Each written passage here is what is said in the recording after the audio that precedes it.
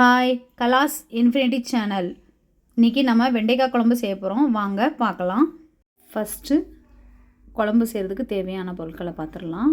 வெண்டைக்காவை நல்லா வாஷ் பண்ணிவிட்டு தொடச்சி சின்ன சின்னதாக கட் பண்ணி வச்சுருக்கேன். அப்புறம் தாளிக்கிறதுக்கு கடுகு, வெந்தயம், கருவேப்பிலை, 2 பச்சை மிளகாவை கீறி வச்சுருக்கேன், 2 பெரிய வெங்காயத்தை கட் பண்ணி வச்சுருக்கேன், 2 பெரிய தக்காளி கட் பண்ணி வச்சுருக்கிறேன். இதெல்லாம் தாளிக்கிறதுக்கு. அப்புறமா நம்ம தேங்காய் அரைச்சிக்கணும். அது கூட என்னெல்லாம் போடணும்னா தேங்காய், சின்ன வெங்காயம், புளி, சீரகம் இதெல்லாம் போட்டு அரைச்சி எடுத்துக்கணும். இப்போது ஒரு கடாயில் இந்த வெண்டைக்காவை நம்ம கட் பண்ணி வச்சுருக்க வெண்டைக்காவை எடுத்து போட்டு நல்லா வதக்க ஸ்டார்ட் பண்ணுவோம். கொஞ்சம் உப்பு போட்டுக்கலாம். உப்பு போட்டு வதக்கினோம்னா அதுலேருந்து கொல கொலன்னு வரும்ல, அதெல்லாம் நிலமாயிடும். வதக்கலாம். இந்த மாதிரி இந்த வளவளப்பெலாம் போய் இப்படி நல்லா வெந்ததுக்கப்புறமா நம்ம ஸ்டவ் ஆஃப் பண்ணிக்கலாம். இந்த ஸ்டேஜ் கரெக்டு. ஒரு பாத்திரம் எடுத்து அதில் நல்லெண்ணெய் விட்டுருக்குறேன்.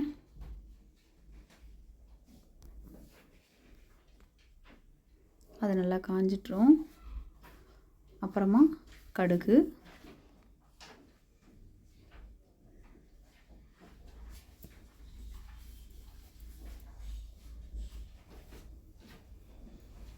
கடுகு பொரிஞ்சதும் வெந்தயம், அப்புறம் பச்சை மிளகா 2 கீறி வச்சுருந்தோம்ல அது, அப்புறமா கருவேப்பிலை கொஞ்சம்,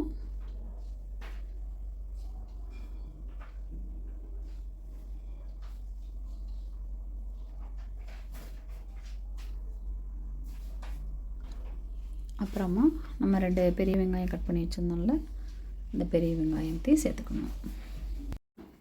வெங்காயம் நல்லா வதங்குறதும் தக்காளி கட் பண்ணி வச்சுருக்கிறத போட்டுக்கலாம். அதையும் நல்லா எண்ணெயிலே நல்லா வதக்கலாம்.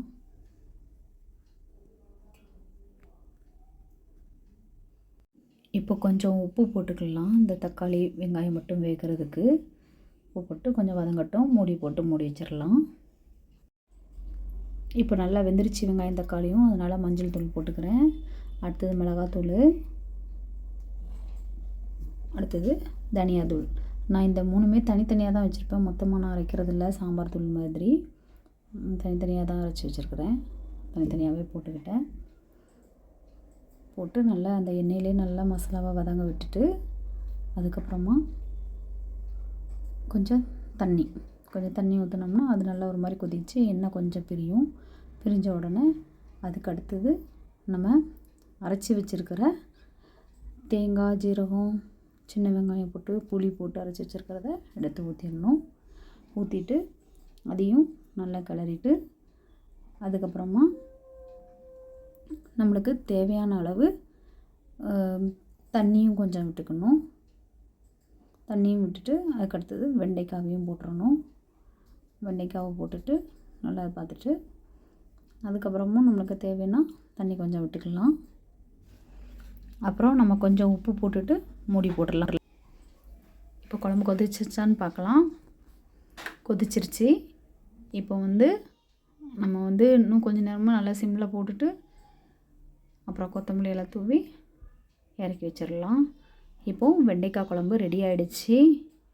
பாருங்கள், வெந்தயம் ஸ்மெல்லுக்கும் நல்லெண்ணெய் ஸ்மெல்லுக்கும் சூப்பராக இருக்குது. நீங்களும் ட்ரை பண்ணி பாருங்கள்.